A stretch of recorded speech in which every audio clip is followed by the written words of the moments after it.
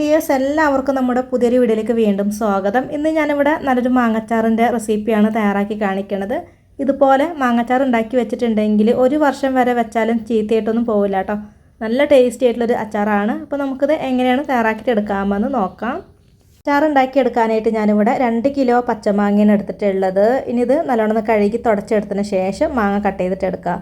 അപ്പോൾ ഈ ഒരു മാങ്ങ നമ്മൾ സാധാരണ മാങ്ങച്ചാറൊക്കെ ഉണ്ടാക്കിയെടുക്കണ പോലെ അല്ല കേട്ടോ കട്ട് ചെയ്തിട്ടെടുക്കുക. ഇതുപോലെ വേണം കേട്ടോ കട്ട് ചെയ്തിട്ടെടുക്കാനായിട്ട്. അപ്പോൾ ഇങ്ങനെ കട്ട് ചെയ്തിട്ടെടുത്താൽ മാത്രമാണ് കേട്ടോ ഈ ഒരു അച്ചാറിന് നല്ല ടേസ്റ്റൊക്കെ ഉണ്ടാവുക. അപ്പോൾ ഞാനിവിടെ മാങ്ങ കഴുകിയിട്ട് തുടച്ചെടുത്തിട്ടുണ്ട്. എന്നിട്ട് ഇത് രണ്ടാക്കിയിട്ട് കട്ട് ചെയ്തിട്ട് എടുക്കുകയാണ് ചെയ്യുന്നത്. അതിന് ശേഷം വീണ്ടും ഒന്നും കൂടെ കട്ട് ചെയ്തിട്ട് ഇത് കുറച്ച് വലിയ പീസാക്കിയിട്ട് വേണം കേട്ടോ കട്ട് ചെയ്തിട്ട് എടുക്കാനായിട്ട്. അപ്പോൾ ഞാനിവിടെ മാങ്ങ എല്ലാം കട്ട് ചെയ്തിട്ട് എടുക്കുന്നുണ്ട്.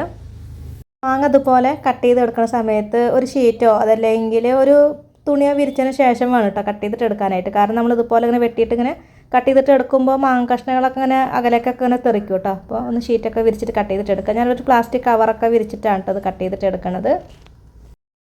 ഇവിടെ മാങ്ങ എല്ലാം കട്ട് ചെയ്തിട്ട് എടുത്തിട്ടുണ്ട്. അപ്പോൾ മാങ്ങ കട്ട് ചെയ്തിട്ട് എടുക്കുമ്പോൾ കുറച്ച് വലിയ പീസാക്കിയിട്ട് തന്നെ വേണം കേട്ടോ കട്ട് ചെയ്തിട്ട് എടുക്കാനായിട്ട്. അപ്പോൾ കട്ട് ചെയ്തെടുത്തതിന് ശേഷം പിന്നെ ഇതിൻ്റെ ഉള്ളിൽ വെള്ള പാട പോലെ ഉണ്ടാവും, അതൊക്കെ ഒന്ന് എടുത്ത് മാറ്റണം കേട്ടോ. അതുണ്ടെങ്കിൽ അച്ചാർ പെട്ടെന്ന് ചീത്തയായിട്ടൊക്കെ പോകുന്നൊക്കെ ഉണ്ടോ പറയുക. അപ്പോൾ അതേ മാങ്ങ ഒരു പാത്രത്തിലേക്ക് ഇട്ട് കൊടുത്തിട്ടുണ്ട്. അതിന് ശേഷം പിന്നെ ഇതിലേക്ക് ഞാൻ പൊടിയുപ്പാണ് ചേർക്കണത്. പാകത്തിനുള്ള പൊടിയുപ്പ് ചേർക്കുക. പിന്നെ ഒരു 1/2 ടേബിൾ സ്പൂൺ അളവിൽ മഞ്ഞൾപ്പൊടി കൂടെ ചേർക്കുന്നുണ്ട്. എന്നിട്ട് എല്ലാം കൂടെ ഒന്ന് മിക്സ് ആക്കിയിട്ട് എടുക്കാം. ഉപ്പും മഞ്ഞൾപ്പൊടിയൊക്കെ ചേർത്ത് കൊടുത്തതിന് ശേഷം പിന്നെ ഇതൊന്ന് മിക്സ് ചെയ്ത് കൂടെ കൊടുക്കാം. അതുപോലെ ഒന്ന് മിക്സ് ചെയ്ത് എടുത്തതിന് ശേഷം പിന്നെ നമുക്കിത് ഒരു അരമണിക്കൂറൊന്ന് മാറ്റി വയ്ക്കാം കേട്ടോ. അരമണിക്കൂറൊക്കെ വെക്കുമ്പോഴേക്കും ഉപ്പൊക്കെ നന്നായിട്ട് ഇങ്ങനെ അരിഞ്ഞിട്ട് ഇതുപോലെ ഇങ്ങനെ വെള്ളം പോലെ ആയി കിട്ടിയിട്ടുണ്ടാവും കേട്ടോ. ഇതുപോലെ ആയി വന്നു കഴിഞ്ഞാൽ പിന്നെ നമുക്കൊരു മാങ്ങ കഷ്ണങ്ങൾ വെയിലത്ത് വെച്ചിട്ട് ഉണക്കിയെടുക്കാം. മാങ്ങ കഷ്ണങ്ങൾ ഒരു പരന്നൊരു പാത്രത്തിലേക്ക് ഇട്ട് കൊടുത്തതിന് ശേഷം പിന്നെ ഞാനിതൊരു 2 ദിവസത്തെ വെയിൽ കൊള്ളിച്ചിട്ടാണ് കേട്ടോ എടുക്കണത്. അപ്പോൾ ഞാൻ ഈ ഒരു വീഡിയോ എടുക്കുന്ന സമയത്ത് ചെന്നൈയിലാണ് ഉണ്ടായിരുന്നത്. അപ്പോൾ അവിടെ നല്ല വെയിലായിരുന്നു. ഇപ്പോൾ നാട്ടിൽ വന്നിട്ടാണ് ഈ ഒരു വീഡിയോ എഡിറ്റ് ചെയ്യണത്. അപ്പോൾ ഇവിടെ നല്ല മഴയല്ല. അപ്പോൾ നിങ്ങൾ വെയിലുള്ള സമയത്ത് മാത്രം ഈ ഒരു അച്ചാർ ഉണ്ടാക്കിയെടുത്താലും മതി. അങ്ങനെ ആകുമ്പോഴാണ് ഒരുപാട് നാൾ കേടാവണ്ടൊക്കെ ഇരിക്കുക കേട്ടോ. വെയിൽ കൊള്ളിച്ചിട്ട് എടുക്കണം കേട്ടോ ഒരു മാങ്ങ. എന്നിട്ട് വേണം അച്ചാർ ഉണ്ടാക്കിയെടുക്കാനായിട്ട്. മാങ്ങ മിക്സ് ചെയ്തിട്ട് എടുക്കാനായിട്ട് എടുത്തിട്ടുണ്ടായിരുന്ന ആ ഒരു പാത്രത്തിൽ അവസാനം കുറച്ച് ഉപ്പ് വെള്ളമൊക്കെ ഉണ്ടാവും കേട്ടോ. അത് നമ്മൾ എടുക്കേണ്ട ആവശ്യമില്ല, കളയാം.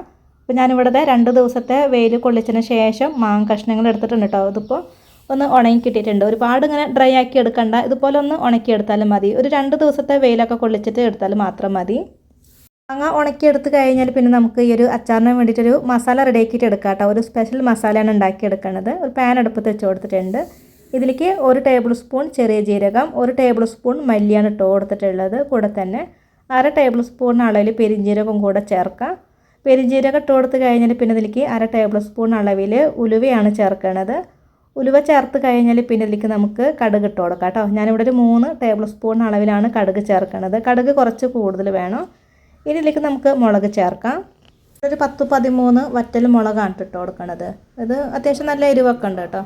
അപ്പോൾ നിങ്ങൾക്ക് ഈ ഒരു അച്ചാറിന് നല്ലൊരു കളറൊക്കെ വേണമെന്നുണ്ടെങ്കിൽ ഇതിൻ്റെ കൂട്ടത്തിൽ കുറച്ച് കാശ്മീരി ചില്ലിയൊക്കെ ചേർത്ത് കൊടുക്കാം കേട്ടോ. ഞാനിപ്പോൾ ഇവിടെ കാശ്മീരി ചില്ലി ചേർക്കണില്ല.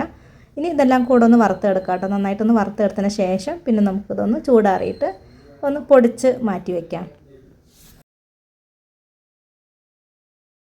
നമുക്ക് നല്ലെണ്ണ ഒന്ന് ചൂടാക്കിയിട്ട് എടുക്കാം കേട്ടോ. ഞാനിവിടെ ഒരു 1/2 കപ്പോളം നല്ലെണ്ണ എടുത്തിട്ടുണ്ട്. നേരത്തെ മസാല വറുത്തെടുത്തിട്ടുണ്ടായിരുന്ന അതേ പാൻ തന്നെയാണ് എടുത്തിട്ടുള്ളത്.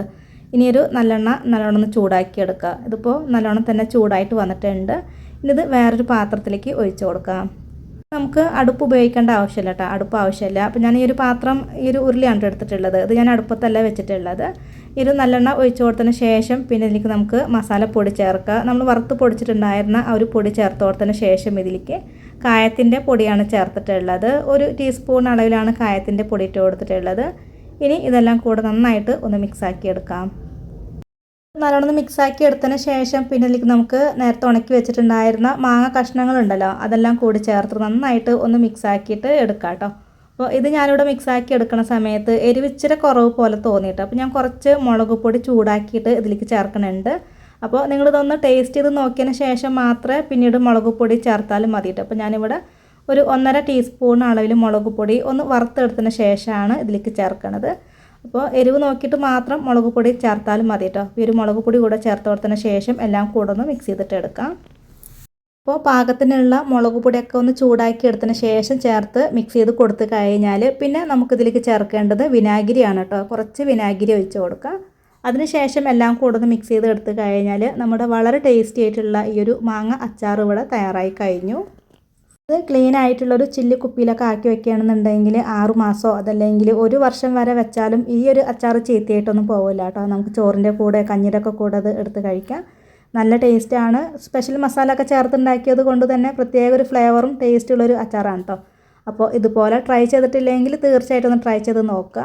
അപ്പോൾ ഇന്നത്തെ ഒരു വീഡിയോ എല്ലാവർക്കും ഇഷ്ടമായിട്ടുണ്ട്, ഉപകാരമായിട്ടുണ്ട് എന്ന് കരുതുന്നു. ഇതുവരെ വീഡിയോ കണ്ട് സപ്പോർട്ട് ചെയ്ത എല്ലാവർക്കും ഒരുപാട് നന്ദി. നമ്മുടെ ചാനൽ ആദ്യമായിട്ട് കാണുന്നവരൊക്കെ ഉണ്ടെങ്കിൽ ഒന്ന് സബ്സ്ക്രൈബ് ചെയ്ത് സപ്പോർട്ട് ചെയ്യണം കേട്ടോ. കൂടെ തന്നെ ലൈക്ക് ചെയ്യാൻ മറക്കരുത്.